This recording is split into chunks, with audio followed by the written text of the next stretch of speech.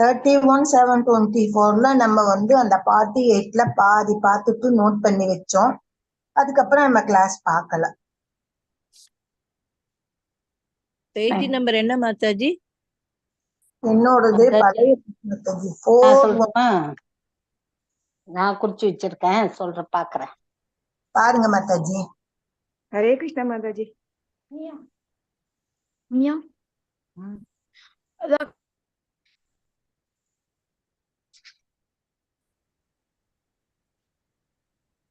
நம்ம தான் படிச்சோம் லாஸ்டா மாதாஜி. நாங்க தான் படிச்சோம் மாதாஜி. நம்ம 2 சாப்டர் படிச்சோம். 49 பார்க்கலாம் மாதாஜி. 49 முடிச்சாச்சுன்னு நினைக்கிறேன். படிச்சு முடிச்சிட்டோம், நாங்க முடிச்சிட்டோம் மாதாஜி. நீங்க தான் சொல்லணும் மாதாஜி. நாங்க படிச்சு முடிச்சிட்டோம். ஹரே கிருஷ்ணா மாதாஜி. 50 தான் படிச்சோம் மாதாஜி. ஹரே கிருஷ்ணா. 49 50 படிச்சோம் மாதாஜி. ஆமா, நம்ம 2 படிச்சோம்.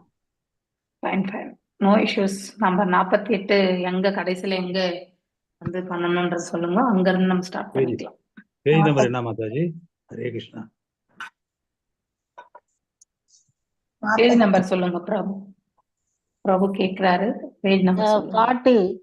இது அத்தியாயம் 49, திருதராஷ்டிரரின் கெட்ட நோக்கம்.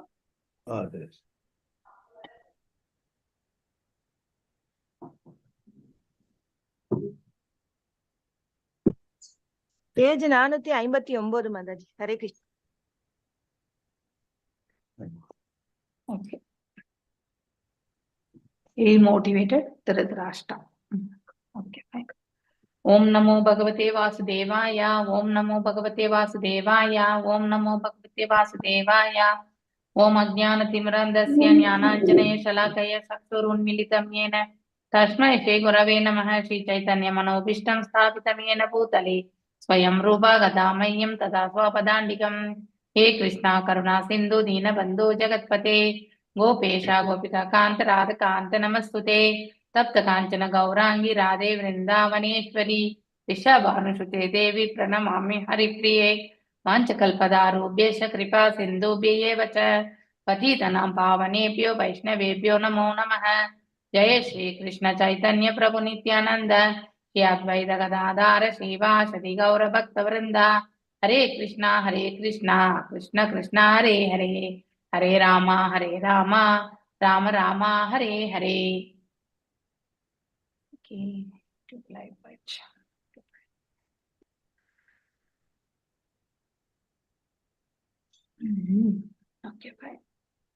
இன்னும் அந்த பிரயாண அலைச்சல் இன்னும் ஒரு வாரம் இருக்கும் நினைக்கிறேன்.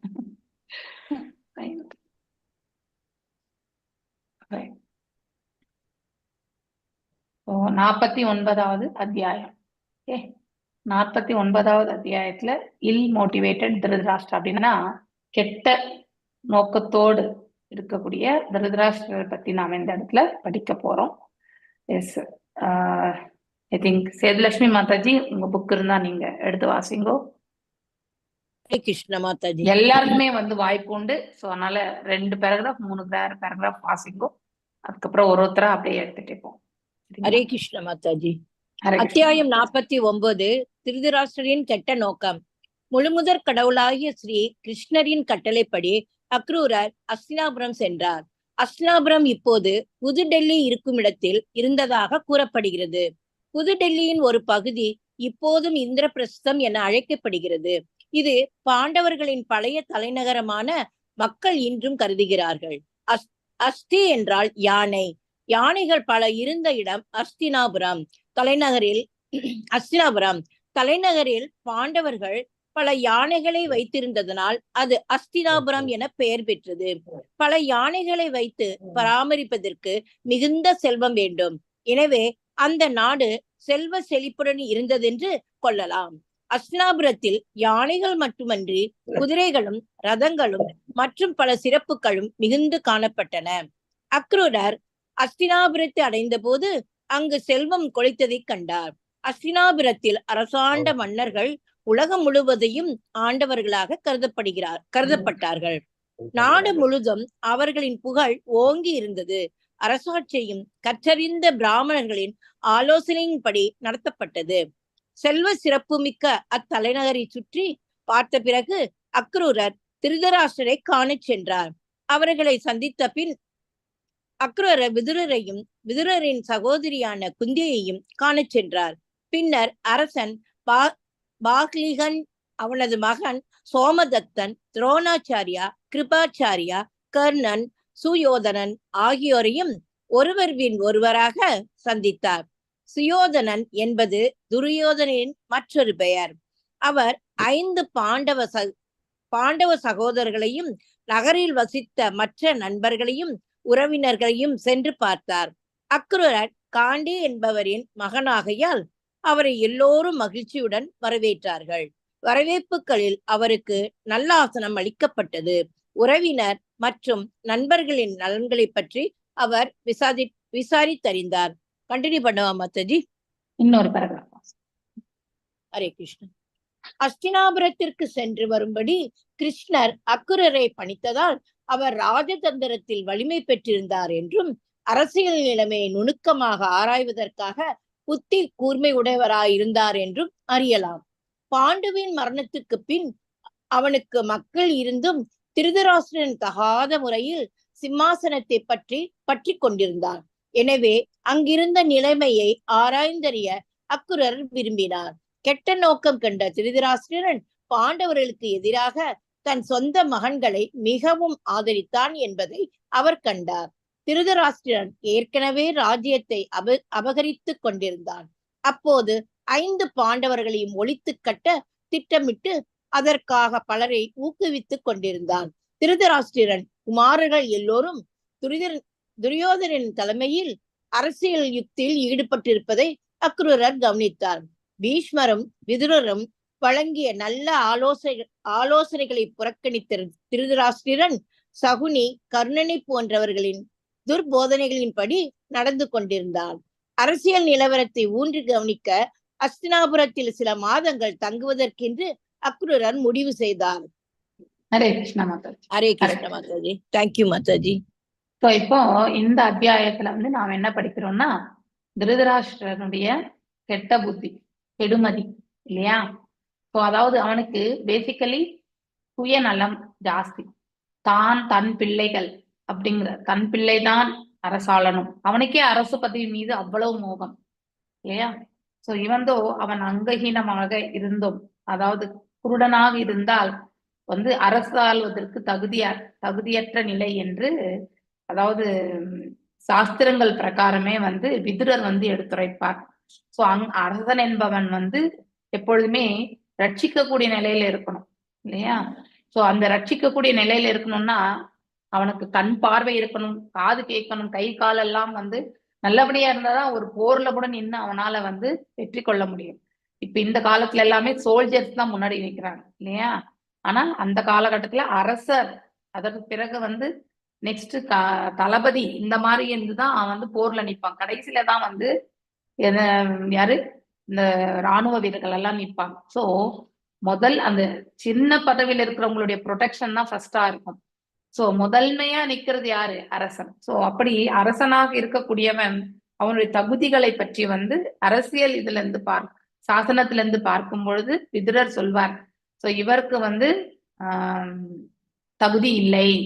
சோ யாருக்கு? திருதராஷ்டிரருக்கு அரசராகுவதற்கு தகுதி இல்லை. இவந்தோ அவர்தான் வயதில் மூத்தவராக இருந்தாலும் அரசராகுவதற்கு தகுதி கிடையாது அப்படிங்கிற ஒரு இது வரும்பொழுதுதான் பாண்டுவை மன்னனாக ஆக்கினார்கள்.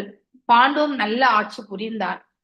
மேலும் அவருக்கு அதாவது அவருக்கு சாபம், அந்த சாபத்தினால் அவர் அவரே நாம இந்த பதவியில இருக்கிறதுக்கு தகுதியற்றவர், நாம் ஒரு தவறை இழைத்து விட்டோம் என்று அந்த பதவியே தியாகம் செய்து காட்டை நோக்கி காட்டுல வாழ்வாங்க இல்லையா?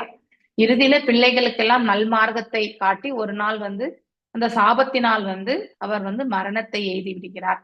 சோ அரசராக இருந்து தன் பிள்ளைகள் 5 பேரையுமே காட்டுலதான் அவர் வளர்த்தார். அப்போ அரசனே இல்லாம மீண்டும் அந்த அரியணை இருக்கக்கூடாது என்பதற்காக சோ பீஷ்மரின் தலைமையிலும் அடுத்து வந்து விதுரனுடைய தலைமையிலுமே தான் அரசாட்சி என்பது நிகழ்ந்தது. வெறுமனே அரசனாக மட்டும், அதாவது பவர் இல்லாத ஒரு அரசர் இல்லையா, அந்த மாதிரி ஒரு நிலையில தான் திருதராஷ்டிரன் வந்து அமர்த்தப்பட்டான். அவனுக்கு அதிகாரம் என்பது முழுமையாக கிடையாது. சோ அந்த அரசவையில இருக்கிறவங்களுடைய முக்கியமாக பீஷ்மரும் மற்றும் வந்து விதுரரினுடைய அந்த அதாவது அறிவுறுத்தலின் பேர்ல தான் எல்லாமே நிகழ்ந்த வண்ணம் இருந்தது. அவனுக்கு எப்பொழுதுமே அந்த பதவியின் மீது மிகுந்த மோகம் கொண்டவன்.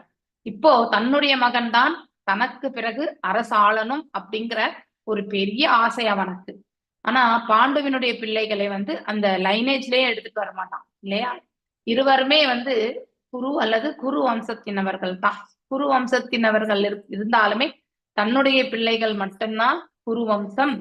சோ பாண்டுவனுடைய பிள்ளைகள் வந்து, அதாவது பாண்டுவின் பிள்ளைகள் அப்படின்னு தான் அவன் சொல்வானே விட குரு வம்சத்தினராக அவன் இன்றைக்குமே ஏற்றுக்கொண்டது கிடையாது. அப்படின்னா அவனுக்கும் அந்த பொறாமை என்பது உண்டு இல்லையா. துரியோதனன் அதிகமாக வெளிப்படுத்தினான், ஆனால் அவன் வெளிப்படுத்தவில்லை. இருவருக்குமே தர்மம் என்ன என்றது தெரியும். இருவருமே ரஜோகுணத்தை கொண்டவர்கள் தான். ஸோ இந்த மாதிரியான இந்த பார்க்கும் பொழுது சோ அங்க இருக்கக்கூடிய சூழ்நிலை எவ்வாறு இருக்கிறது, ஏன்னா இதை வந்து அறிந்து வருவதற்காக அக்ரூரரை வந்து கிருஷ்ணர் வந்து பணிக்கிறார். சோ அந்த காரியத்தை ஏற்றுக்கொண்டு அவர் அஸ்தினாபுரம் வருகிறார். அஸ்தி அப்படின்னா யானைகள். யானைகளை வந்து, அதாவது யானை கட்டி, அதாவது நம்மளால யானைக்கு வந்து உணவு படைக்கவே முடியாது.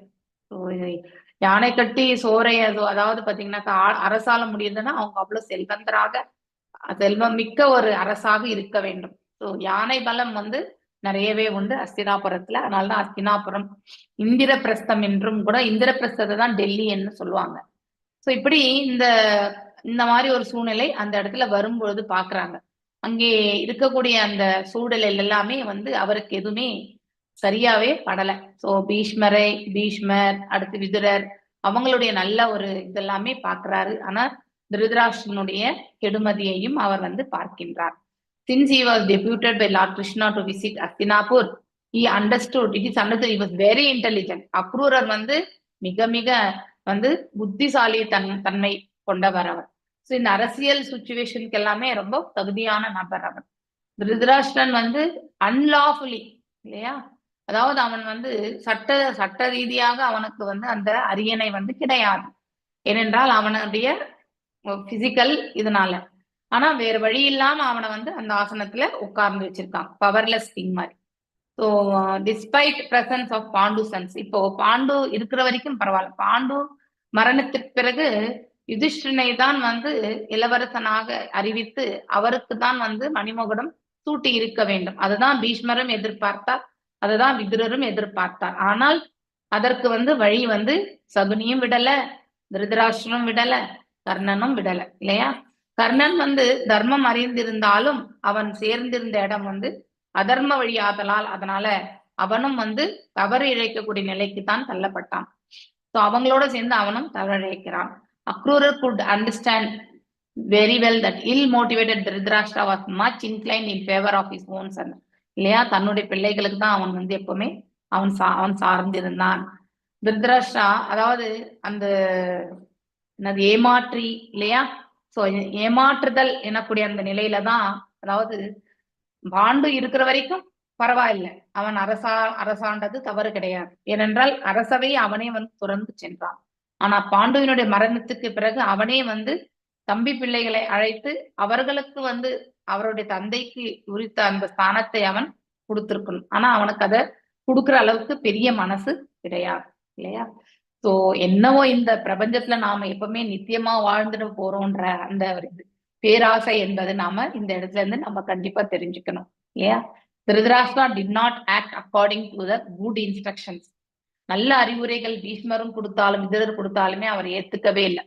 சோ அவனுடைய இது மனசு வந்து அதை அக்செப்ட் பண்ணிக்கலாம் பேசிக்கலி. சோ அக்ரூரா டிசைடட், அதனால இன்னும் இருந்து கொஞ்ச நாள் இருந்து அந்த நகரத்துல என்னெல்லாம் நிகழ்கின்றது, அந்த நாட்டுல என்னெல்லாம் நிகழ்கின்றது என்பதை வந்து காணணும்ன்றதுக்காக அங்கே தங்கி இருக்கிறார். முழு அரசியல் சூழ்நிலையை வந்து அவர் புரிந்து கொள்ளணும்ன்றதுக்காக அவர் அங்கே வந்து தங்குகிறார். எஸ் சித்ரலேகா மாதாஜி வாசிங். ஹரே கிருஷ்ணா மாதாஜி. ஹரே கிருஷ்ணா. பாண்டவர்களின் அபாரமான புஜபல பராக்கிரமங்களையும் இராணுவ ஞானத்தையும் கண்டு குந்தியிடமிருந்தும் விதுரிடமிருந்தும் அக்ரூரர் அறிய வந்தார். அவர்கள் உண்மையான வீர பெருந்தன்மையுடனும் சத்திரியர்களுக்கான நற்பண்புகளுடனும் சிறந்து விளங்கினார்கள். அரசர் குமாரர்களாய் மிகுந்த பொறாமை கொண்டிருந்த திருதராஷ்டிரன் தவறான ஆலோசனைகளை வழங்கிய நண்பர்களை பெற்றிருந்த துரியோதனனின் தூண்டுதலின் பேரில் அவர்களை விஷமிட்டு கொள்ள முயற்சித்தான் என்றும் அக்ரூருக்கு தெரிய வந்தது. குந்தியின் தந்தை வழியில் அக்ரூர் அவளுக்கு உறவினர் ஆவார். எனவே அவரை சந்தித்த போது குந்தி தன் தந்தை வழி உணர்வுகளை பற்றி அவரிடம் விசாரித்தாள். அவளின் பிறந்த வீட்டை நினைத்துக் கொண்டு அவள் அழத் தூங்கினாள். தன் தந்தையும் தாயும் சகோதரரும் சகோதரிகளும் மற்றும் உறவினர்களும் நண்பர்களும் எல்லோரும் தன்னை நினைக்கிறார்களா என்று அறிய விரும்பினாள். முக்கியமாக அவளது புகழ்பெற்ற மருமகன்களான கிருஷ்ணரையும் பலராமரையும் பற்றி கேட்டாள். தம் பக்தர்களிடம் மிகுந்த அன்பு காட்டும் முழுமுதற் கடவுளாகிய கிருஷ்ணர் என் மகன்களை பற்றி எண்ணுகிறாரா? பலராமர் எங்களை ஞாபகத்தில் வைத்திருக்கிறாரா? உள்ளுக்குள் அவள் புலிகளிடையே அகப்பட்ட பெண்மாள் போல் தவித்தாள். உண்மையில் அவள் நிலை அப்படி இருந்தது. அவளின் கணவனான பாண்டுவின் மரணத்துக்கு பின் 5 பாண்டவ குழந்தைகளையும் பாதுகாக்கும் பொறுப்பு குந்தியை வந்தடைந்தது. ஆனால் திருதராஷ்டிரன் அவர்களை கொல்வதற்கு திட்டமிட்டுக் கொண்டிருந்தான். பல புலிகளிடையே ஏற்பட்ட ஒரு அப்பாவி மிருகத்தைப் போலவே அவள் வாழ்ந்து வந்தாள். கிருஷ்ணரின் பக்தையாகையால் எப்போதும் அவரை எண்ணியபடி ஒரு நாள் அவர் வந்து தங்களை காப்பாற்றுவார் என்று நம்பிக்கொண்டிருந்தாள். தந்தையற்ற பாண்டவர்கள் திருதராஷ்டிரனும் அவனின் மகன்களும் செய்த சூழ்ச்சியில் விழாமல் தப்புவதற்கான வழியை எடுத்துரைக்க கிருஷ்ணர் வருவதாயிருக்கிறாரா என்று அக்ரூரை குந்தி வினவினாள். இவ்வாறு அவள் அக்ரூரிடம் பேசிக் கொண்டிருந்த போது ஆதரவற்ற உணர்வில் அலற்றினாள். கிருஷ்ணா, நீர் பரமயோகி, பிரபஞ்சத்தின் பரமாத்மா, பிரபஞ்சம் முழுவதின் கோவிந்தா. தசையும் நீர் என்னிடமிருந்து வெகு தூரத்தில் இருக்கிறீர். எப்பொழுதும் திருவடிகளில் தரமடைய விரும்பி உன்னை பிரார்த்திக்கிறேன். தந்தை இல்லாத 5 குழந்தைகளுக்கு பேறு பெற்று நான் துயருற்றிருக்கிறேன். பொறுப்பேற்று நான் துயருற்றிருக்கிறேன். உமது பாத கமலங்களை அல்லாமல் எனக்கு வேறு அடைக்கலம் கிடையாது. நீர் முழுமுதற் கடவுளை ஆகையால் உமது பாத கமலங்கள் துன்றிருப்பவர்களை விடுவிக்க வல்லவை. உமது கருணையால் மட்டுமே ஒருவன் தொடர்ந்து வரும் பிறப்பு மற்றும் இறப்பின் பிடிவிலிருந்து விடுபட முடியும். அன்பான கிருஷ்ணா, நீர் பரம உத்தமர், பரமாத்மா, யோகிகளில் சிரேஷ்டமானவர். நான் என்ன கூறுவது? உமக்கு பணிந்து என்னை உமது சரணடைந்த பக்தியா ஏற்றுக்கொள்ளுமாறு மட்டுமே பிரார்த்திக்க முடியும். ஹரே கிருஷ்ணா மாதாஜி. ஹரே கிருஷ்ணா மாதாஜி. ரொம்ப அழகான விளக்க உரை இல்லையா? சோ இப்ப அக்ரூரன் வந்து பாண்டவர்களுடைய புஜபலம் இல்லையா, அவங்களுடைய உயர்வான, அதாவது பாத்தீங்கன்னாக்கா சுபாவம், இது எல்லாமே அவர் பார்க்கிறார். அவங்களுடைய செயல்பாடுகள், அவங்க எப்படி அவங்களுடைய செயல்பாடுகளை எடுத்துட்டு போறாங்க தர்மமான முறையில, இதெல்லாம் அவர் பார்க்கிறார். ஆனா அங்க பொறாமை கொண்ட திருதராஷ்டிரனுடைய தரப்பையும் அவர் வந்து நோக்குகிறார். சிவாரி இருக்கையில வந்து குந்தியையும் வந்து சந்திக்கிறார். குந்தி யாருன்னா அக்ரூரருக்கு வந்து ஒரு சகோதரி மாதிரிதான், கசின் சிஸ்டர் அந்த மாதிரி சொல்ல, சித்தப்பா பெரியப்பா பசங்க அப்படி சொல்லுவோம் இல்லையா, அந்த மாதிரி ஒரு உறவு முறை. சோ அதாவது சகோதரி முறை ஆவாள். அப்போ எல்லாரை பத்தியுமே அங்க விசாரிக்கிறான். சோ அவ்வாறு விசாரிக்கும் பொழுது அவள் கண்களிலிருந்து நீர் பெருகுகிறது. மேலும் வந்து அவள் கிருஷ்ணரை பற்றியும் பலராமரை பற்றியுமே அதிகமாக விசாரிக்கிறாள். எங்களை எல்லாம் அவங்க கண்டிப்பா நினைக்கிறாங்களா? என்னுடைய பிள்ளைகளுடைய ரட்சணை அவர்தான் செய்வார். சோ அவர் எங்க இருந்தாலுமே என்னுடைய பிள்ளைகளை வந்து அவர்தான் பாதுகாக்க வேண்டும். அப்படி இதெல்லாமே she was supposed to take care of. ஏன்னா கணவனற்ற நிலையில் அந்த காலத்துல வந்து கணவன் மரணித்து விட்டால் உடன்கட்டை ஏறக்கூடிய அந்த ஒரு காலகட்டமாக இருந்தது. சோ ஆனாலும் அதுல மைத்ரி வந்து அவ்வாறே வந்து சென்று விடுகிறாள். மேலும் குந்தி வந்து இந்த 5 பிள்ளைகளை வளர்க்கக்கூடிய பொறுப்பு இருந்ததுனால அவள் அந்த செயலை செய்ய முடியவில்லை. இதே மைத்ரி இருந்து குந்தி போயிருந்தா இந்த அளவுக்கு வந்து இவங்க 5 பேருமே அந்த நிலைமை எடுத்துட்டு வந்திருக்க மாட்டாங்க. ஏன்னா அவங்க வந்து ஷீ இஸ் ஆல்வேஸ் ஒரு மாதிரி எமோஷனலா இருக்கிறது, எதையுமே தனக்கு ஒரு முக்கியத்துவம் கொடுக்கணும், அப்படிப்பட்ட ஒரு மனோபாவத்தை வந்து கொண்டவள் மைத்ரி. ஆனா குந்தி எப்பவுமே சமநோக்கு கொண்டவள். சோ மைத்ரியினுடைய 2 பிள்ளைகள் நகுலன் மற்றும் சகாதேவன் இருந்தாலும் கூட இந்த 3 பிள்ளைங்களோட அவங்களையுமே சேர்த்து தனக்கு எப்பவுமே 5 பிள்ளைகள் என்ற அந்த பாவிக்கக்கூடிய அந்த பக்குவம் அவளுக்கு இருந்தது. டிஸ்கிரிமினேஷன் இருந்தது கிடையாது. அந்த மாதிரி ஒரு மனப்பக்குவம் எந்த தாய்க்குமே வராது இல்லையா? முதல்ல நம்ம பிள்ளை, அதுக்கப்புறம் தான் இன்னொரு தாயினுடைய பிள்ளை என்ற அந்த பாவம் கண்டிப்பாக வரும். ஆனால் அவ்வாறு அவள் இருக்கவில்லை. அந்த 5 பிள்ளைகளுக்காக அவள் தன்னுடைய வாழ்க்கையிலே எவ்வளவோ துயரங்களை வந்து அனுபவித்தாள். ஸோ இதை நாம எந்த இதுலயும் படிச்சிருக்கோம் நம்ம. ஐ திங்க் ஃபர்ஸ்ட் கேண்டோலே வருது. ஃபர்ஸ்ட் கேண்டோல 12th சாப்டர் 11th சாப்டர்ல வந்து வருது. ஸோ இவங்களாலே பாண்டவர்களுடைய செயல்களாலே சில சமயங்கள் அவள் வந்து துன்பத்தை அனுபவிக்கவே நேரிட்டது என்று சொல்லப்படுகிறது. அப்படின்னா அவங்க இது என்னன்னா குழந்தைங்க வந்து எப்பவுமே வந்து இந்த குருகுலத்திலேயே நிறைய சண்டை, நிறைய கம்பேரிசன் இல்லையா? ஸோ ஒருத்தர் மேல ஒருத்தர் இந்த மாதிரி ஒரு சூழ்நிலைகள் எல்லாம் இருந்தது. மேலும் குருகுல வாழ்க்கை முடிச்சு வந்த பிறகு கூட அங்கே போட்டி போட்டு கொண்டுதான் திருதராஷ்டிரருடைய பிள்ளைகள் வந்து இவங்களோட வந்து நின்னாங்க. அங்கே நடக்கக்கூடிய ஒவ்வொரு சூழ்நிலையிலுமே அங்க ஏதாவது ஒரு பாதிப்பு என்று வந்தால் உடனே அரசர் வந்து குந்தியை தான் வந்து அழைத்து பேசுவார். அந்த மாதிரி ஒரு சூழ்நிலை. சோ அரசர் சொன்னால் ஆண்டவன் சொன்ன கதை மாதிரிதான். அதனால அதை ஏற்றுக்கொள்ள வேண்டியதுதான். அப்படிப்பட்ட சூழ்நிலைக்கு வந்து சில சமயங்கள்ல வந்து குந்தி தள்ளப்படுவாள். சோ இப்படி இந்த கடினமான ஒரு சூழ்நிலை இல்லையா? பீமனுக்கு வந்து விஷம் உள்ள உணவை கொடுத்து அவனை கொல்ல நினைச்சது இல்லையா? அடுத்து வந்து அரக்கு மாளிகையில இருந்து வந்து அவங்கள வந்து அழிக்கணும்னு நினைச்சது. இதெல்லாமே திருதராஷ்டிரனுக்கு கூட தெரியும். தன்னுடைய மகன் செய்யக்கூடிய அனைத்து செயல்களுமே அவனுக்கு தெரியும். ஆனாலும் அவன் அதை தடுத்து நிறுத்தவே இல்லை இல்லையா? அதுதான் மிகப்பெரிய தவறு. சோ அதாவது ஒரு குழந்தை பிறக்கும் பொழுது வந்து தவறான ஒரு எண்ணோட்டத்திலயோ அந்த மாதிரி இருக்கிறது கிடையாது. அது பிறவியிலேயே வந்து தவறான செயல்கள்ல ஈடுபடுறதும் கிடையாது. ஆனா பிறந்த பிறகு அது வாழக்கூடிய சூழல் இல்லையா? அது ஒருவரால் எவ்வாறு வழிநடத்தப்படுகிறதோ அதற்கேற்றவாறு அது பழகி கொள்ளும்.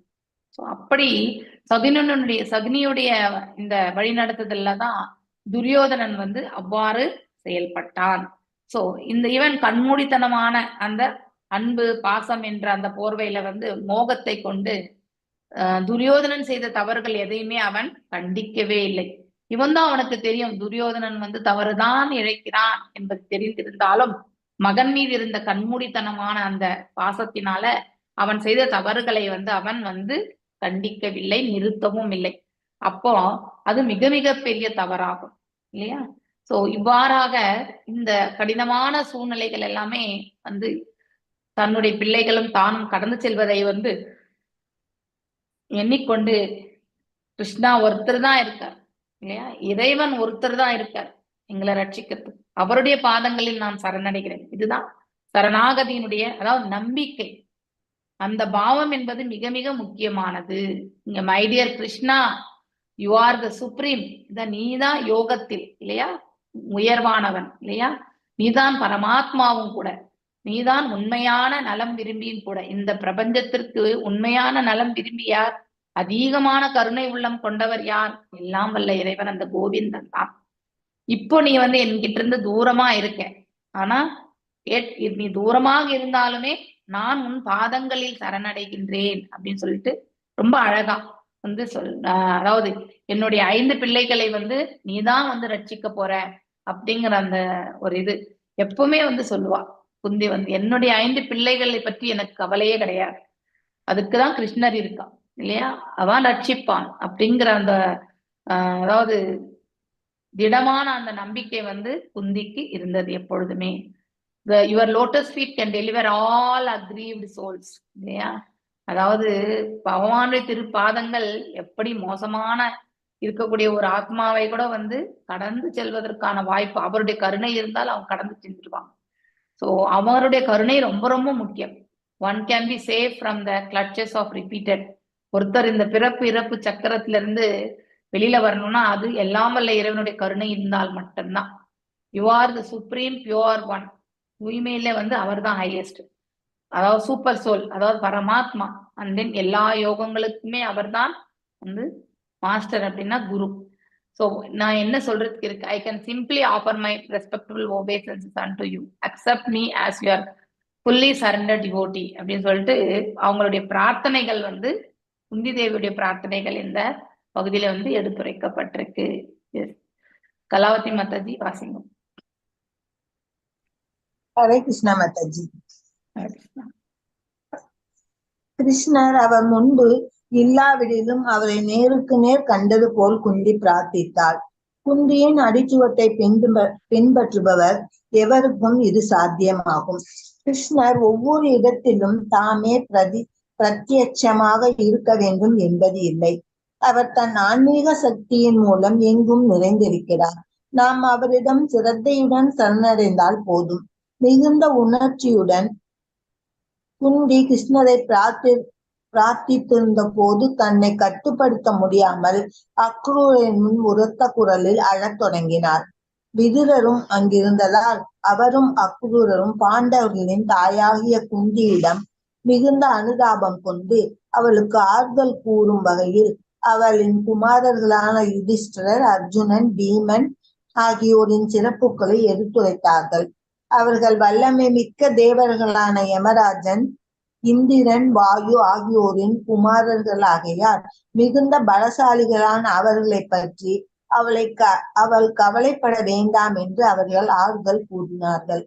குந்தியும் பாண்டவர்களும் இருந்த அசாதாரணமான சூழலை கிருஷ்ணருக்கு எடுத்துச் சொல்லும் நோக்கத்தோடு ஊருக்கு திரும்புவதென்று அக்ரூரர் தீர்மானித்தார். அதற்கு முன் தன் சொந்த மகனுக்கு ஆதரவாகவும் பாண்டவர்களுக்கு எதிராகவும் இருந்த திருதராஷ்டிரனை சந்தித்து சில நல்லுரைகள் கூற வேண்டும் என்று அக்ரூரர் விரும்பினார். குந்தியும் திருதராஷ்டிரனும் நண்பர்களுடனும் உறவினர்களுடன் அமர்ந்திருந்த போது அக்ரூரர் திருதராஷ்டிரனை வாச்சித்திர வீரிய என்று அழைத்து பேசினார்.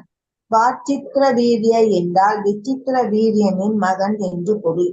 விசித்திர வீரியன் என்பது திருதராஷ்டிரனின் தந்தையின் பெயர். ஆனால் உண்மையில் திருதராஷ்டிரன் விசித்திர வீரனுக்கு பிறந்தவன் அல்ல.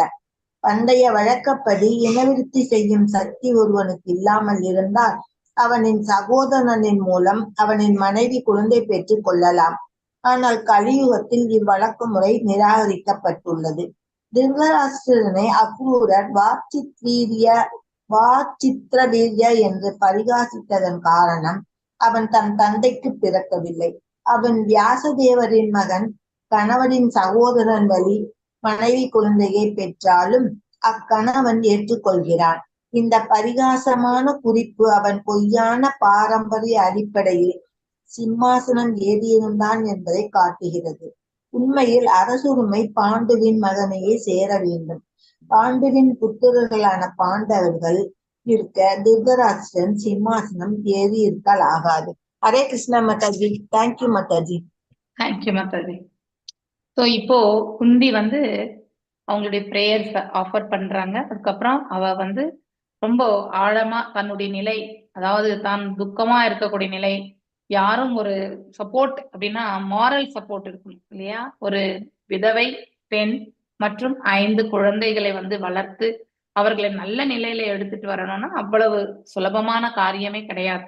ஏன்னா எந்த பக்கத்துல இருந்தும் தன்னுடைய பிள்ளைகளுக்கு எப்பொழுது வேண்டும் என்றாலும் ஆபத்து வரக்கூடும். அப்படிப்பட்ட ஒரு சூழ்நிலையில அவள் வாழ்ந்தாள். உண்மையிலே அரசு பதவி, அரசு குடும்பங்கள்ல பிறந்தா நிறைய ரெஸ்ட்ரிக்ஷன்ஸ் இருக்கும். அவங்களுக்கு பேச்சு உரிமை கூட டக்குன்னு இருக்காது. 10 பேர் முன்னாடி அவங்க பேசவே முடியாது. ஒரு சாதாரண பாமரன் கூட பேசக்கூடிய அந்த அளவுக்கு சுதந்திரம் அரச குலங்கள்ல இருக்கும் பொழுது அவங்க அந்த ப்ரொசீஜர்ஸ் எல்லாமே அந்த குல வழக்கத்தை அவங்க ஃபாலோ பண்ணணும். ஸோ ஸ்டெப் பை ஸ்டெப்பா தான் அவங்க ஒரு இதுவாதான் முன்னாடி போக முடியும். அப்படி ஒரு சூழல்ல தான் அவங்க வாழ்ந்துட்டு இருந்தாங்க. They don't have any freedom, எதுவுமே கிடையாது. திருதராஷ்டிரர் அரசர், அவர் என்ன சொல்றாரோ அதை கேட்டே ஆகணும். அப்படிப்பட்ட ஒரு காலகட்ட சூழ்நிலையில வாழ்ந்துட்டு இருந்தாங்க. தன்னுடைய பிள்ளைகளை பற்றி எல்லாம் வருத்தப்பட்டு அவ ஓன்னு அழ ஆரம்பிக்கிறா. அதுக்கப்புறம் சோ அக்ரூரரும் சரி விதுரரும் சரி அவங்கள அமைதிப்படுத்துறாங்க. உனக்கு என்ன நல்ல, அதாவது புஜபலம் கொண்ட மகன் இருக்கின்றான், நல்ல வில்லாளன் இருக்கின்றான், தர்மத்தை அறிந்த மகன் இருக்கின்றான். இப்படி ஒவ்வொருத்தருடைய குளோரிபிகேஷன் இல்லையா? அவங்க எல்லாருமே தேவர்களுக்காக பிறந்தவர்கள் இல்லையா? வாயு பகவான், இந்திர பகவான், யமராஜன் இல்லையா? அதுக்கப்புறம் அஸ்வினி குமாரர்கள், இப்படி அவங்களுக்கு பிறந்தவங்க தான் இவங்க. சோ அதனால இவங்களுடைய இது சாதுரியமும் மற்றும் வல்லமையும் அவங்களுடைய மேன்மையான நிலையெல்லாம் அவ குந்திக்கு எடுத்துரைச்சு அவளை சமாதானப்படுத்துறாங்க. அதன் பிறகு அக்ரூரர் இந்த நிலையெல்லாம் புரிஞ்சின்ற பிறகு சோ அவர் நாடு திரும்பணும்னு நினைக்கிறாரு. ஆனா அது திரும்புறதுக்கு முன்னாடி ஒரு முறை அரசனை பார்த்து அவனுக்கும் சில அறிவுரைகள் கொடுக்க வேண்டும் என்ற எண்ணம் கொண்டு அங்கே போறாரு. அங்கே அவரை திருதராஷ்டிரரை வாச்சித்திர வீரியா அப்படின்னு அழைக்கிறார். அப்படின்னா சன் ஆஃப் விசித்திர வீரியா அப்படின்னா அது ஒரு ஒரு என்ன சொல்றது, வஞ்ச புகழ்ச்சியில பேசினா எப்படி இருக்கும் அந்த மாதிரி. உண்மையிலேயே அவன் விசித்திர வீரியனுடைய மகன் கிடையாது இல்லையா, வியாசதேவரோட வந்து பிறந்தவர் தான். அந்த காலகட்டத்துல, அதாவது கலியுகத்துல வந்து இது வந்து இட் இஸ் இந்த மாதிரி, அதாவது அண்ணன் வந்து மரணித்து விட்டால் அண்ணனுடைய மனைவியை வந்து அண்ணன் சகோதரன் வந்து திருமணம் செய்து கொள்ளக்கூடியது வந்து கலியுகத்துல it is not allowed actually. But அந்த காலகட்டத்துல வந்து அரச குடும்பத்திற்காக வந்து அது வந்து அந்த வழக்கத்தையும் மீறி வந்து செயல்படுத்த வேண்டியதா, ஏன்னா வாரிசு இல்லாத ஒரு நிலை வந்து விட்டதால். சோ அக்ரூர கால் திருதராஷ்டிரா வாசித்திரே சர்காஸ்டிக்கலி இல்லையா, அதாவது வஞ்ச புகழ்ச்சியாக அவர் வந்து கூப்பிடுறார் actually. So when a child was begotten in the wife or by the husband's brother, the child was claimed by the husband, but the course of child was not begotten by the husband. This sarcastic remark தான் வந்து அதை வஞ்ச புகழ்ச்சியா அவர் வந்து பேசுறார். Actually bond தான் மன்னனா இருந்தார். ஆனால் அவருடைய மகன் யுதிஷ்டிரன் தான் பதவி, அதாவது அரசனாகிறதுக்கான தகுதி, அதை வந்து அறிவிக்காம இன்னும் வந்து திருதராஷ்டிரனே வந்து அரசவையில உட்கார்ந்து இருக்கிறது, அரசனாக இருக்கிறது வந்து தவறு என்று எண்ணினார் அக்ரூரர். அதனாலதான் அவ்வாறு அவர் அழைத்தார் என்று இந்த இடத்துல எடுத்துரைக்கப்பட்டிருக்கு. எஸ், யார் வாசிக்கிறீங்க? ஒரு நிமிஷம். ஜெயந்தி மாதாஜி, ஜெயந்தி வாசிங்கோ. ஜெயந்தி மாதாஜி வாசிங்க. ஹரே கிருஷ்ண மாதாஜி. அக்ரூரர் கூறி, அன்புள்ள விசித்திர வீரியன் மகனே, நீ நியாயத்திற்கு விரோதமாக பாண்டவர்களின் சிம்மாசனத்தை கைப்பற்றி இருக்கிறாய். எனினும் எப்படியோ இப்போதும் சிம்மாசனத்தில் இருப்பது நீயே. எனவே நான் உன்னை மன்றாடி கேட்டுக் கொள்கிறேன், தயவு செய்து தர்ம நெறிகளை அனுசரித்து அருள் புரிவாயாக. நீ அவ்வாறு செய்து உன் பிரஜைகளையும் அவ்வாறு பயிற்றுவித்தால் உனது பெயரும் புகழும் நிலைத்திருக்கும். திருதராஷ்டிரனால் தொல்லைகளுக்குட்பட்ட பாண்டவர்கள் அவனின் சகோதரன் மைந்தர்கள் மட்டுமல்ல, பிரஜைகளாக கருதினாலும் மகன்களைப் போல பாரபட்சம் இல்லாமல் நடத்துவாய். ஆனால் நீ இந்த கோட்பாட்டை கடைபிடிக்காமல் மாறாக நடப்பாயானால் அப்போதும் உன் குடிமக்கள் உன்னை மதிக்க மாட்டார்கள். மறுபிறவியில் நீ நரகத்தில் வாழ வேண்டி இருக்கும். எனவே உன் மகன்களையும் பாண்டுவின் குமாரர்களையும் சமமாக நடத்துவாய் என நான் நம்புகிறேன். திருதராசன் பாண்டவர்களையும் தன் மகன்களையும் சமமாக நடத்தாவிட்டால் இரு பங்காளிகளுக்கும் இடையே போர் மூழ்வது நிச்சயம் என்பது அக்ரூரர் குறிப்பாக உணர்த்தினார். பாண்டவர்களின் கட்சி நியாயமானதால் அவர்களின் வெற்றி நிச்சயம். திருதராசனின் மக்கள் கொல்லப்படுவார்கள் என்பதை திருதராசனுக்கு தீர்க்க தரிசனமாக கூறினார். திருதராசனுக்கு அக்ரூரர் மேலும் அறிவுரை வழங்கினார். இந்த ஜடவுடையில் யாரும் ஒருவன் நிரந்தரமான தோழனாக உடனிருக்க முடியாது. குடும்பம், சமூகம், சமுதாயம், நாடு என்று சூழ்நிலைகளில் சந்தர்ப்ப வசமாக நாம் கூடுகிறோம். ஆனால் இறுதியில் நாம் நம் உடலை விட வேண்டியவர்கள் ஆகையால் இப்பொழுதே பிரிந்தேயாக வேண்டும். எனவே ஒருவன் அளவுக்கு அதிகமாக குடும்பத்தில் பற்றுதல் கொள்ளக்கூடாது. தவிர திருதராசனின் பற்றுதல் நியாயத்திற்கு புறம்பானதாகவும் அவ்வளவாக அறிவோடு பொருந்தாததாகவும் இருந்தது. திருதராசரின் தீவிர குடும்பப்பற்று உண்மை பற்றிய அறிவு அவனுக்கு முற்றிலும் இல்லாமல் இருந்ததால் ஏற்பட்டது. குடும்பம், சமூகம், நாடு ஆகியவற்றில் நாம் சேர்ந்திருப்பதாக தோன்றினாலும் நாம் ஒவ்வொருவருக்கும் அவரவருக்கென்று ஏற்பட்ட தனியான இலக்கு உள்ளது. ஒருவரின் பிறவி அவரின் முந்தைய பிறவியின் தனிப்பட்ட செயல்களையும் பொறுத்து அமைகிறது. எனவே ஒவ்வொருவரும் அவரவரின் கர்மத்தின் பலனை பொறுத்தே இன்பமோ துன்பமோ அனுபவிக்க வேண்டியதாகிறது. கூடி வாழ்வதால் ஒருவன் தனக்கென்று ஏற்பட்டுள்ள இலக்கை மாற்றி கொள்ள முடியாது. ஒருவன் தவறான வழியில் சம்பாதித்த பணத்தை அது சிரமப்பட்டு சம்பாதிப்பட்டதாயிருந்தாலும் அவனின் மகன் அதை திருடிவிடுகிறான். இது கடலில் இருக்கும் ஒரு சிறிய மீன் வயதான பெரிய மீனை தின்று விடுவது போலிருக்கிறது. குடும்பம், சமூகம், சமுதாயம் அல்லது நாட்டுக்காக ஒருவன் நியாயமற்ற முறையில் பணம் சேர்க்க இயலாது. பழம்பெரும் சாம்ராஜ்யங்களில் செல்வத்தை அவற்றின் வம்சவாளியினர் ஊதாரித்தனமாக செலவழித்ததால் அவை அழிந்து போயிருப்பது இத்தத்துவத்திற்கு ஒரு எடுத்துக்காட்டு. வினைகளின் விளைவுகள் பற்றியே இது சூட்சமாக விதியை அறியாமல் தர்ம நெறிகளை கடைபிடிப்பவன் தன் பாவ செயல்களின் விளைவுகளை தன்னுடன் சுமந்து செல்கிறான். அவன் நெறியற்ற முறையில் ஈட்டிய செல்வமும் உடைமைகளும் வேறு யாராவது ஒருவரால் அபகரிக்கப்பட்டு அவன் நரகத்தின் இருண்ட பகுதிகளை சென்றடைகிறான். எனவே எவரும் தனக்கு விதிக்கப்பட்டுள்ள அளவிற்கு அதிகமாக செல்வம் சேர்க்கக்கூடாது. இல்லாவிடில் அவன் தன் சொந்த நலன் பற்றியோ உண்மையை காண மறுக்கும் கண்மூடியாகிறான். தனது உண்மையான சொந்த நலனை பாதுகாக்காமல் தன் சொந்த வீழ்ச்சிக்கு தானே வித்தாகிறான். ஹரே கிருஷ்ண மாதாஜி. ஹரே கிருஷ்ணா. ரொம்ப அழகா பேசியிருக்காரு இல்லையா அக்ரூரர் சோ பாண்டவர்களையுமே சமநோக்கோட அவருடைய பிள்ளைகளையும் பாண்டவர்களையும் ஒன்று போல நடத்து. சோ அப்பதான் அந்த ஒரு அரசன் என்பவன் அனைவருக்குமே சமமாக இருக்க வேண்டும் இல்லையா. அவருடைய பிரஜைகளை ஒருத்தரை உயர்வாகவும் ஒருத்தரை தாழ்வாகவும் யாரும் நடத்த மாட்டாங்க. பிரஜை என்றால் பிரஜை. சோ இங்கே பாண்டவர்களை ஒரு பிரஜையாக அவர்கள் நினைத்தாலும் கூட அவர்களுக்கு கண்டிப்பாக அந்த நிலையை நாம எந்த ஒரு பாகுபாடுமின்றி பார்க்க வேண்டும் என்ற ஒரு அட்வைஸ் இந்த இடத்துல கொடுக்கிறாரு ஆக்சுவலி. சோ ஏன்னா அவன் ஆல்ரெடி பாகுபாடு பார்த்துட்டு தான் இருக்கான். அதனால அது செய்யக்கூடாது என்பதை அக்ரூரர் ரொம்ப அழகா இந்த இடத்துல அதாவது நமக்கு ஒரு வேத வாக்குன்னு சொல்லுவாங்க இல்லையா. சோ ஒருத்தர் சொல்றாங்க பட்டு பட்டுன்னு சொன்னாங்க, அவங்க சொல்லி வச்ச மாதிரி பேசினாங்க அப்படின்னு சொல்லுவாங்க இல்லையா. அந்த மாதிரி ஒரு நிலையில இருந்து கொண்டு அக்ரூரர் யாரு திருதராஷ்டிரருக்கு அறிவுறுத்துகிறார். மேலும் இந்த பிரபஞ்சம் நிலையற்றது இல்லையா.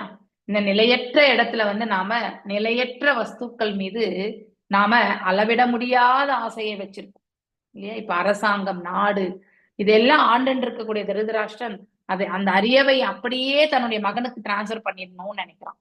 அது மிக மிக தவறானது. ஏன்னா பாண்டுதான் அரசனாக இருந்தால் அவருடைய மகன் தான் அரசவை ஆளணும் என்பது அந்த இது பிரகாரம் கரெக்ட்.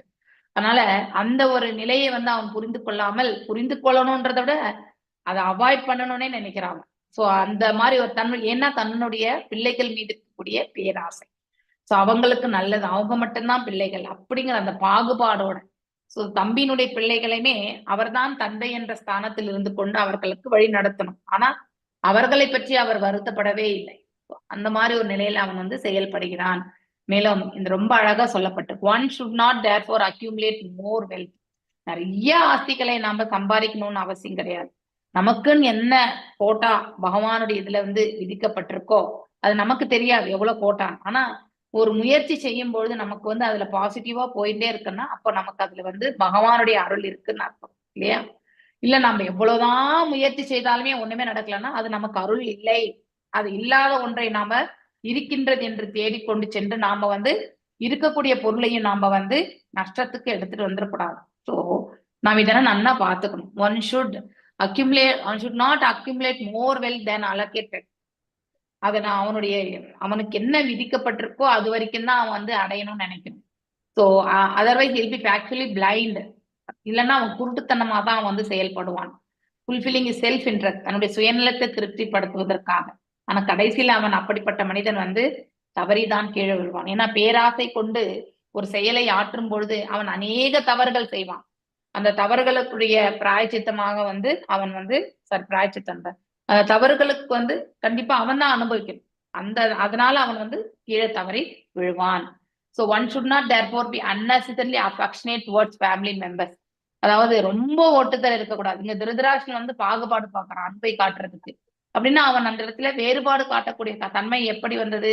அவனுக்கு பேராசை இருந்தது, தன் பிள்ளைகள் மீது மோகம் இருந்தது, அதீதமான அட்டாச்மெண்ட் இருந்தது. அந்த மாதிரி ஒரு அட்டாச்மெண்ட் கண்டிப்பா யாருமே வச்சுக்க கூடாது. எஸ், நாம அன்பு பாராட்டணும். அட்டாச்மெண்ட் வேறு, அன்பு பாராட்டுறது வேறு. சோ திருதராஷ்டிராஸ் அஃபெக்ஷன் வாஸ் அன்லாஃபுல் இல்லையா. அதாவது அன்லாஃபுல்னா அது ஏற்றுக்கொள்ளக்கூடிய ஒரு இதுல கிடையாது. இஸ் பார்ஷியலா தன் பிள்ளைகள் மீது மட்டும் அவனுக்கு அன்பு. சோ தம்பியினுடைய பிள்ளைகளை அவன் கருதுவதே கிடையாது. சோ ஆனா அரசனாக இருக்கக்கூடியவன் அனைவரையுமே ஒன்று போல பார்க்கக்கூடிய அந்த பக்குவம் இருக்கணும்.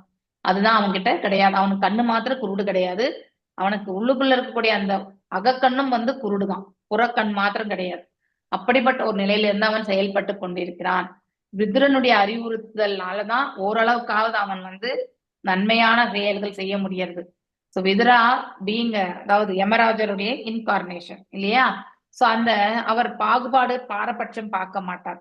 இருந்தாலும் திருதராஷ்டிரன் மீது அவருக்கு கொஞ்சம் அன்பு உண்டு. ஏன்னா அவருடைய கண் தெரியார், பார்வையற்றவர், அப்படிங்கிற ஒரு இதனால அவர் மீது எப்பொழுதுமே அன்பு கொண்டிருக்கக்கூடியவர் தான், நல்வழி படுத்தின்றே இருப்பார். ஆனா சில விஷயங்கள்ல வந்து திருதராஷ்டிரர் கண்டிப்பா கேட்கவே மாட்டார். Oh there is Hare no Krishna possibility. Mataji. Hare Yes. Krishna Mataji, திருதராஷ்டிரம் பாண்டு விதுரர் 3 பேரும் அண்ணா தம்பிகள் தானே? ஆனா அவர் ஆமா, விருதராஷ்டிரம் வந்து வேற விசித்திர வீரனுக்கு பிறந்தவன்னு சொல்றாங்களே. விசித்திர வீரனுக்கு யாருமே பிறக்கல பேசிக்கலி. ஓகே, ஓ அவன் வந்து ஒரு நோயில இறந்தாச்சு. ஆமா. ஓகேவா, அவன் நோயில இறந்த திருமணமாகி வந்த பிறகு அவன் நோயோட இறந்து போயிட்டான். அப்போ அவன் இல்லாதப்போ அவங்களுக்கு குழந்தைகள் எப்படி பிறக்கும்? அதுதான் வந்து அந்த காலகட்டத்துல வந்து இது அனுமதி இருந்தது. சோ வியாசதேவர் வந்து சத்தியவதியினுடைய மகன் இல்லையா? ஆமா. சோ விசித்திர வீரியனும் வந்து சத்தியவதியினுடைய மகன் தான். சோ ம். அங்கே அந்த இதுல இருந்து கான்டாக்ட்ல இருந்து பார்க்கும்பொழுது சோ பிரதர் அப்படின்னு பண்ண சகோதரன் என்ற நிலையில இருக்கக்கூடியவர் யாரு? ஆமா. வியாசதேவர், விசித்திர வீரர். ம். சோ அதனால ம். தன்னுடைய தம்பியினுடைய மனைவிகளுக்கு வந்து அவர் வந்து தன் தாய் கேட்டுக்கொண்டது இணங்க அவங்களுக்கு பிள்ளை வரத்தை வந்து அவர் கொடுக்கிறார். சோ அந்த இதுல இருந்து பார்க்கும் பொழுது வந்து இது பெண்களுக்கு அந்த இதுல போகும்பொழுது கண்ணு மூடிடுறாங்க. யாரு? திருதராஷ்டிரனுடைய தாய்.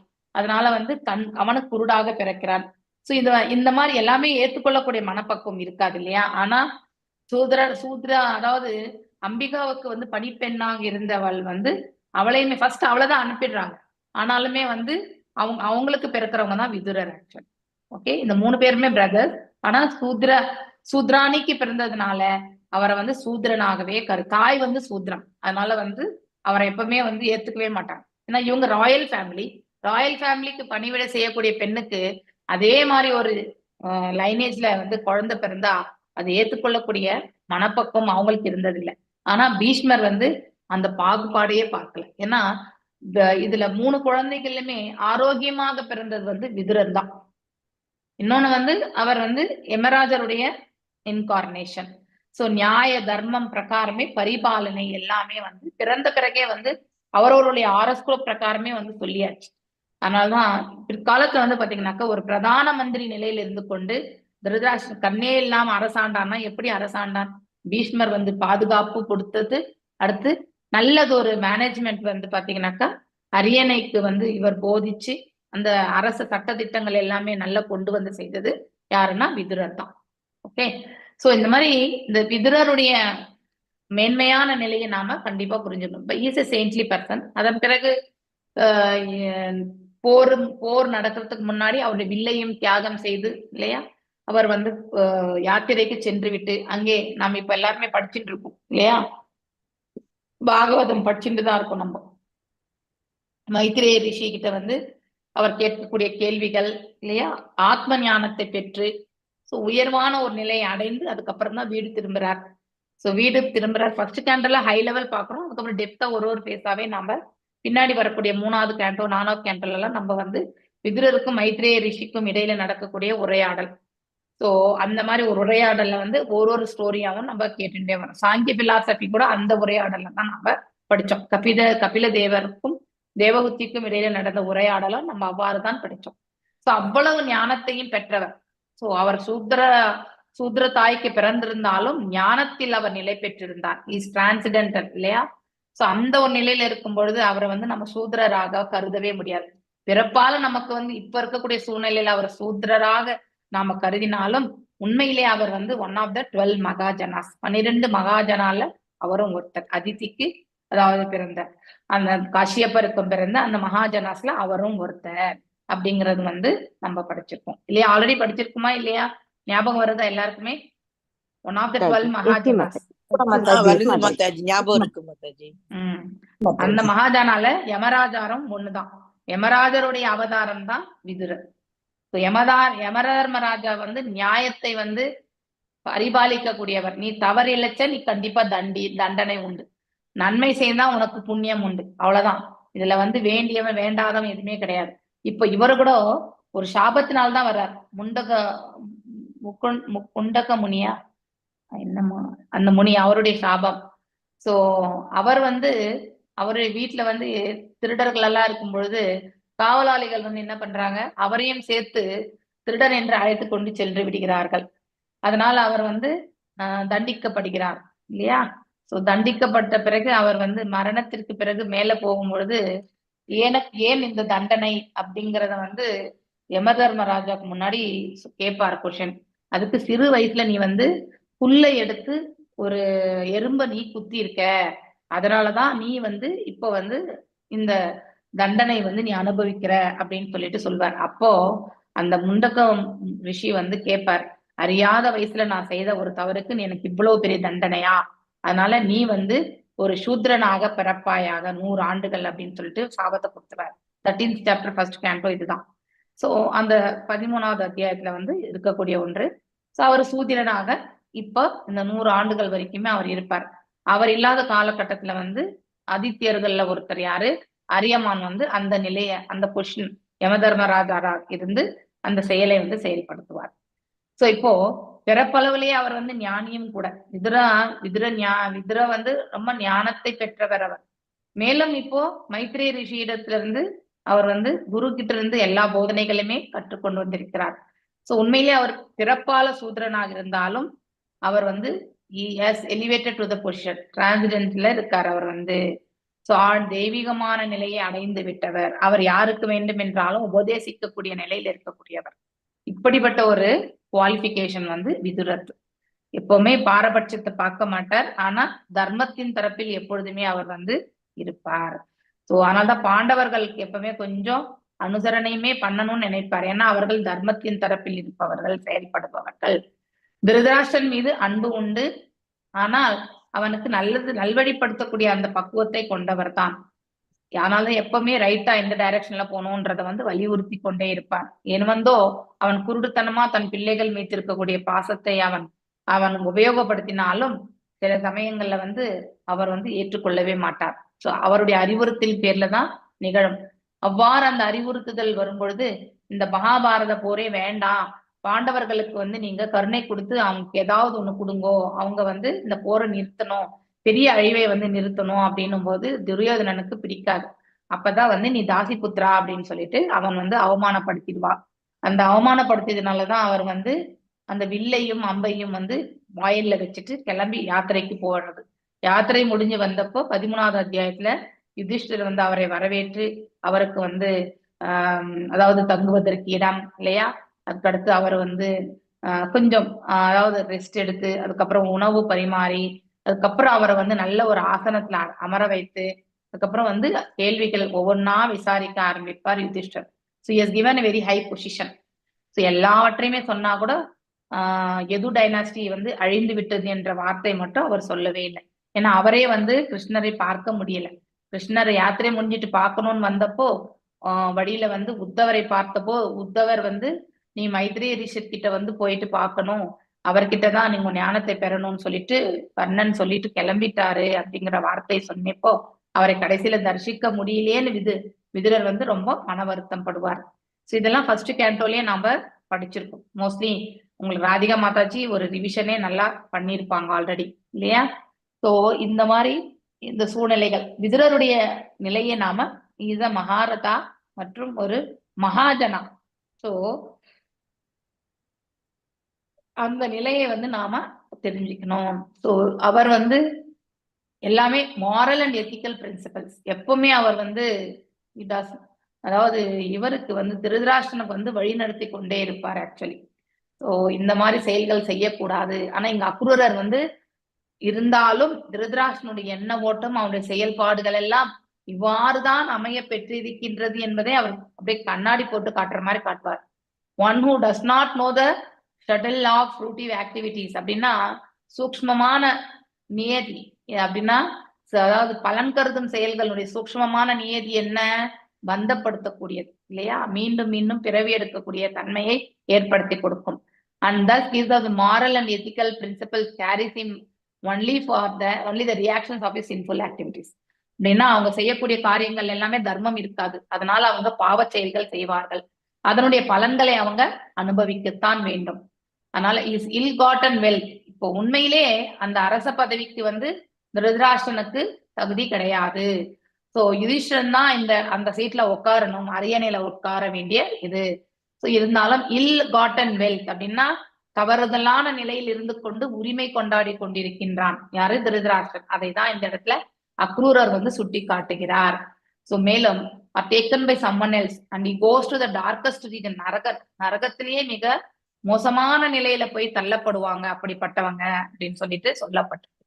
One should not therefore accumulate more wealth. அதனால தேவைக்கு அதிகமாக நம்ம சம்பாத்தியம் செய்யணும்ன்றது செய்யவே இல்லை. நம்ம முயற்சி செய்வோம், என்ன கிடைக்கிறதோ அதை கொண்டு திருப்தி உற வேண்டும், அவ்வளவுதான். 10 ரூபாய் வந்தாலும் திருப்தி படணும், 10 கோடி வந்தாலுமே அது அவனுடைய தலையிலத்துல இருந்தா மட்டும்தான் வரும் இல்லையா? ஆனா அதுக்காக நம்ம 10 ரூபாய் சம்பாதிக்கிற இடத்துல 10 கோடி சம்பாரிச்சே ஆகணும்னு நம்ம பிரயத்னம் பண்ணாலும் நடக்கலன்னா அதை நாம விடுறதுதான் ரொம்ப ரொம்ப உசிதமான செயல். இல்லைன்னா அது நம்மள அழிவு பாதைக்கு இட்டு சென்று விடும். எஸ், ஜெயந்தி மாதாஜி ஆயிடுச்சு. பத்மா மாதாஜி வாசிங்க. ஹரே கிருஷ்ணா மாதாஜி. நான் வாசிக்கிறேன் மாதாஜி. பத்மா மாதாஜி சொல்லியிருக்கேன், அவங்க வாசிக்கலன்னா நீங்க வாசிங்க. ஓகே.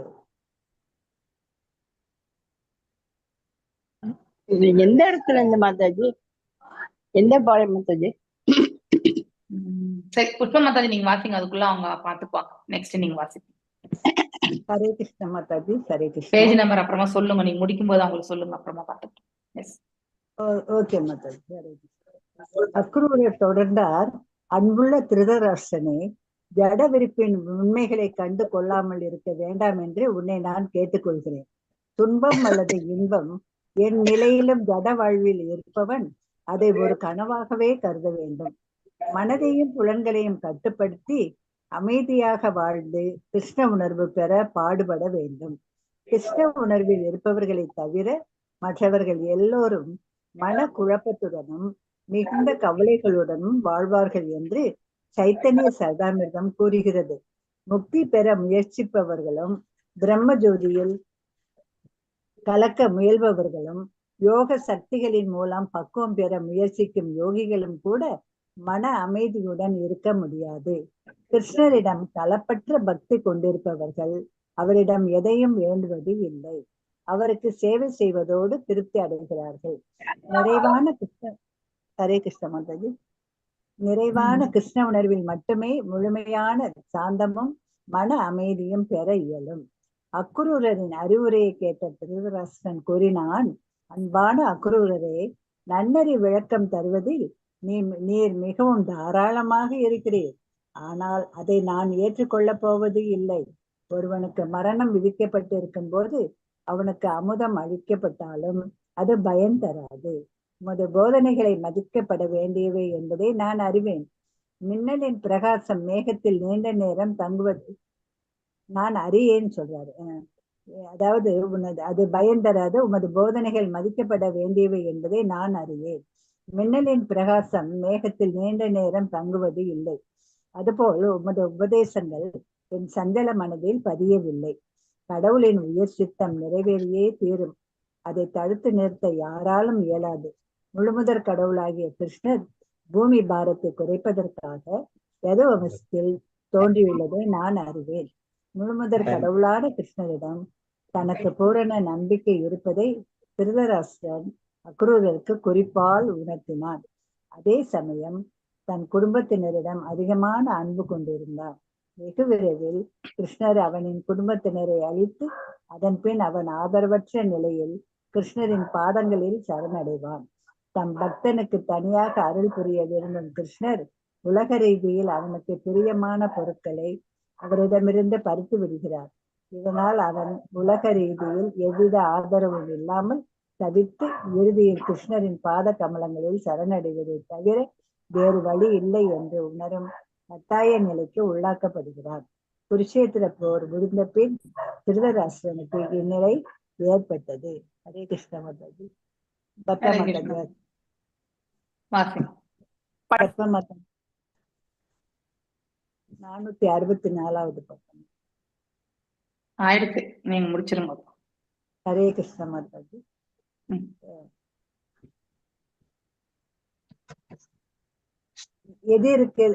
எதிருக்கு எதிரான இரு சக்திகள் தன் முன் செயல்படுவதை பூமிக்கு பாரமானவர்கள் என்பதை திருதராஷ்டிரன் அறிந்திருந்தான்.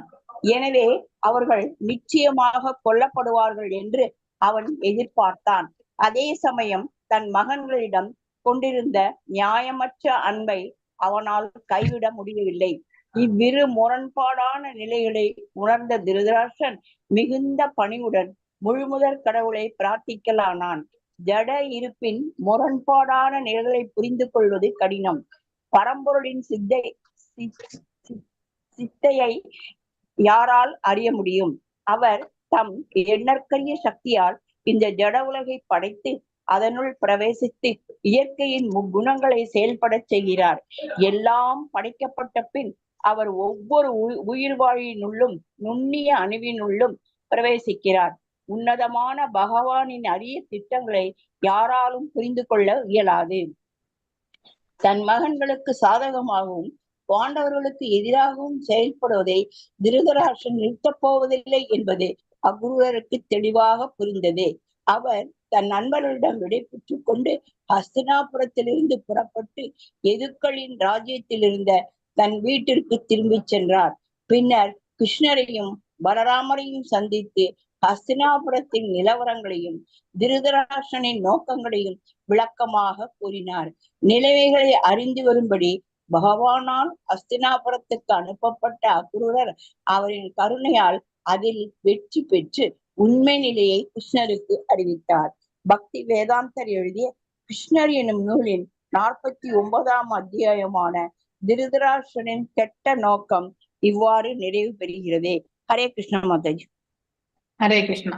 சோ இந்த இடத்துல நம்ம பார்க்க வேண்டியது என்னன்னா, இங்க நியாய தர்மம் இத பத்தி எல்லாமே ஏற்றுக்கொள்பவர்களுக்கு சொன்னா அது கண்டிப்பா நிகழக்கூடிய ஒன்றுதான். ஏற்றுக்கொள்ளக்கூடிய பக்குவமற்றவர்களுக்கு நீங்க என்னதான் அடிச்சு நீங்க நியாய தர்மத்தை சொன்னாலும் அவங்க கண்டிப்பா ஏத்துக்க மாட்டாங்க. அவங்களுக்கு நல்லாவே தெரியும். இப்ப திருதராஷ்டிரர் கூட நல்லா தெரியும் தன்னுடைய பிள்ளைகள் அதர்ம வழியில் தான் செல்கிறார்கள் இல்லையா. அவர்களுக்கு அதர்மம் புரிந்தால் அவர்களுக்கு பாதகமான ஒரு சூழ்நிலை ஏற்படும் என்பதும் அவருக்கு நல்லா தெரியும். இருந்தாலுமே அவன் பிள்ளைகள் மீது இருந்த மோகத்தினால அவர்கள் தவறு இழைத்தாலும் அவன் அதை எதையுமே செய்யவே இல்லை. என்கரேஜ் இன்ஃபேக்ட் இல்லையா. சோ அந்த மாதிரிதான் அதை ஊக்குவித்தான். அவ்வளவுதான் அவன் செஞ்சது. ஏன்னா கண்மூடித்தனமான பாசம் என்ற பெயர்ல அவன் செய்த தவறு அது. சோ இதெல்லாமே கேட்டுக்கொண்ட பிறகு திருதராஷ்டிரர் சொல்றார். ரொம்ப அழகா சொல்றார் அவர் அதாவது மேல சைத்தன்ய சரிதாமிரதத்துல திருதராஷ்டிரர் சொல்றார், நான் உங்களை மன்றாடி கேட்டுக்கிறேன். நீங்க சுக துக்கங்கள் அனைத்தையுமே ஒன்று போல பாவிக்கக்கூடிய ஒரு பக்குவத்தை நீங்க எடுத்துட்டு வரணும் இல்லையா. உங்க மனசை புலன்களுக்கு புலன்களுடைய கட்டுப்பாட்டுல விடக்கூடாது. அவ்வாறு நீங்க எடுத்துட்டு போனீங்கன்னா ஆன்மீகத்துல முன்னேற்றம் அடைய முடியாது. சோ இந்த புலன்களை கட்டுப்படுத்தி மனதால நீங்க ஆன்மீகத்துல நிலை பெறணும் அப்படின்னு சொல்றாரு. சோ மேலும் நம்ம கூட படிச்சிருக்கோம் இல்லையா. கர்மயோகம், ஞான யோகம், அப்புறம் தியான யோகம், இந்த 3 யோகங்கள்ல நம்ம சுலபத்துல அமைதி அடையவும் முடியாது. இலக்கா இருக்கக்கூடிய பகவானுடைய திருத்தந்தை பண்றதுக்கான ஒரு வாய்ப்பும் நமக்கு கிடைக்காது. இதெல்லாம் ஏதோ இந்த பிரபஞ்சத்துல இருந்து நாம விடுதலை அளிக்கக்கூடிய ஒரு மார்க்கமா மட்டும்தான் இந்த கர்மம், ஞானம், தியானம் எல்லாமே. ஆனா பக்தி ஒன்றுதான் எப்பொழுதுமே இறைவனோட இருந்து நாம தொண்டு புரியறதுக்கான ஒரு வாய்ப்பை ஏற்படுத்தி கொடுக்கும். இந்த ஒரு முக்கியத்துவத்தை நாம கண்டிப்பா தெரிஞ்சு simply satisfied with service to him இல்லையா. பகவானுக்கு திருத்தொண்டி செய்வதால நாம கூட அந்த மாதிரி ஒரு திருப்தி வருதா இல்லையா. இப்ப நாம எல்லாருமே யாத்திரை போயிட்டு வந்தோம், டெம்பிள் இனாகுரேஷன் போயிட்டு வந்தோம். அங்கே கோயில்ல நம்ம ஒரு சின்ன வேலை தான் பண்ணிருப்போம். ஆனாலும் அந்த சிறு வேலையை நமக்கு பெரிய மன நிறைவு கொடுத்துருக்கும். நமக்கு பெரிய வாய்ப்பு கொடுத்தாங்கன்ற அந்த ஃபீலிங் இருக்கும் இல்லையா. சோ எல்லா இடத்துங்களிலுமே நம்மளால ஏதோ ஒரு சின்ன வேலை செய்ய முடிஞ்சதுன்ற திருப்தி என்பது நமக்கு இருக்கும். அதுதான் உண்மையிலே ஒருத்தருக்கு மனதும் நிம்மதியை வழங்கக்கூடிய தன்மை. இதையெல்லாம் இந்த இன்ஸ்ட்ரக்ஷன்ஸ் எல்லாம், இந்த அறிவுரைகள் எல்லாம் கேட்ட பிறகு திருதராஷ்டிரன் சொல்றான், எஸ் நீங்க ரொம்பவுமே அழகா சொல்றீங்க. சோ ஆனா என்னால அதெல்லாம் ஏத்துக்கொள்ள முடியாது. A person destined to die does not utilize the effects of nectar இல்லையா. அமுதத்தை பருகணும் அப்படிங்கிற அந்த வாய்ப்பை மரணிக்க போகக்கூடிய மனிதனுக்கு அமுதத்தினுடைய மகத்துவமே தெரிஞ்சிருக்காது. அதாவது மரணம் என்பது அவனுக்கு இருக்கு, டெஸ்டின்டு டு டை, அவன் மரணித்தே ஆக வேண்டும் என்ற நிலையில் இருக்கக்கூடிய ஒருத்தனுக்கு நீங்கள் அமுதம் கொடுத்தாலும் அவன் மரணிக்காமல் இருக்க முடியுமா? கண்டிப்பா முடியாது. he has to die as per. அது மாதிரி நான் இப்படிப்பட்ட இயற்கை கொண்டவன் தான், என்னால என்ன மாத்திக்க முடியாது இல்லையா. சோ அதனால நீங்க எவ்வளவுதான் அமுதம் போன்ற, அதாவது நீங்க அறிவுரைகள் எல்லாமே எனக்கு கொடுத்தாலும் அதை நான் ஏற்றுக்கொள்ளக்கூடிய பக்குவத்துல நானு இல்லை அப்படின்னு சொல்றாரு. So they to not stay in my flickering mind அப்படின்னா அவனுக்கு சஞ்சலமான ஒரு மனசு. சோ அதாவது sky does not stay fixed in a cloud. ஏன் சோ மேல மேகக்கூட்டம் எல்லாமே, ஒரு மேகக்கூட்டம் ஒரு இடத்துல நம்ம பாக்கணும், 1 மணி நேரத்துல அதே இடத்துல அந்த மேகக்கூட்டம் இருக்காது. அது போன்றதுதான் மனதனுடைய செயலும் என்று தன்னுடைய மனதும் அந்த மாதிரியான செயல்பாடுல தான் இருக்கு. ஒரு அமைதியே கிடையாது. எப்பவுமே ஆரவாரத்தோடையும் இருக்கக்கூடிய மனசு இப்படிதான் இருக்கும் இல்லையா? எதிர்பார்ப்புகளோடும் பேராசை கொண்டும் மோகம் கொண்டு இருக்கக்கூடிய ஒரு மனது எப்பவுமே புயல் போல அலை பாய்ந்து கொண்டுதான் இருக்கும். ஆனா அதே எந்த ஒரு எதிர்பார்ப்பும் இல்லாமல் அன்பு கொண்டு செயலாற்றக்கூடிய ஒரு மனது எப்பொழுதுமே அமைதியோடு இருக்கக்கூடிய பக்குவத்தை பெறும். இந்த ரெண்டுமே நாம நன்னா தெரிஞ்சுக்கணும். I understand that supreme personality of Godhead has appeared in the family of Yadus to decrease the burden of the earth. இந்த பூமி பாரத்தை குறைக்கிறதுக்காக தான் கிருஷ்ணர் அவதரிச்சிருக்காரு அப்படின்னா கண்டிப்பா தன்னுடைய பிள்ளைகளுடைய அழிவும் கூட நிகழத்த போகிறது என்பதை அவனால புரிந்து கொள்ள முடிகிறது. ஆனாலும் அவன் ஹெல்ப்லெஸ் கண்டிஷன்ல இருக்கான். என்ன எதுவுமே நம்ம எல்லாரும் கூட அந்த மாதிரி ஒரு சூழ்நிலைக்கு தள்ளப்படுறோம் இல்லையா? நாம கூட திருதராஷ்டிரன் மட்டும்தான் கெட்டவன் கிடையாது. நாம கூட சிறு சிறு தவறுகள், அவன் மிகப்பெரிய கெடுதல், நாம சின்ன தவறுகள் செய்யறோம் இல்லையா? நமக்கும் பிள்ளைகள் மேல இருக்கக்கூடிய அன்பு கொண்டு நம்ம எவ்வளவு சில சமயங்களை நல்லாவே கண்டிக்கிறோம். சில சமயத்துல நம்ம எப்பவுமே நம்ம கண்டிச்சுட்டே இருந்தா பிள்ளை என்ன பண்ணுமோ தெரியாதேன்ற ஒரு ஆதங்கத்துல நாம சில சமயங்களை நாமளும் கொஞ்சம் லிபர்ட்டி கொடுத்துறோம் இல்லையா? அதுதான் நாம செய்யக்கூடிய தவறு. சோ இதெல்லாம் நாம கூட சில சமயங்களை தெரிஞ்சே செய்கிறோம். ஸோ இந்த சூழ்நிலைகளை நோ ஆல்டர்னேட்டிவ், எனக்கு வேற எந்த ஆப்ஷனுமே கிடையாது. என்னால என்னுடைய பிள்ளைகள் மீது வைத்திருக்கக்கூடிய இந்த அன்பு என்ற பேர்ல இருக்கக்கூடிய இந்த பேராசை என்னால ஒதுக்கவே முடியாது. எல்லாம் என் பிள்ளைகள் தான் முதன்மையாக எதுவா இருந்தால் I could not get rid of myself of his unlawful affection சொல்லிட்டான். அதாவது நியாயமற்ற ஒரு அன்பு அப்படின்னா அவனுக்கே தெரியாது அவன் செய்யறது அத்தர்மம் என்று அவனுக்கே தெரியாது.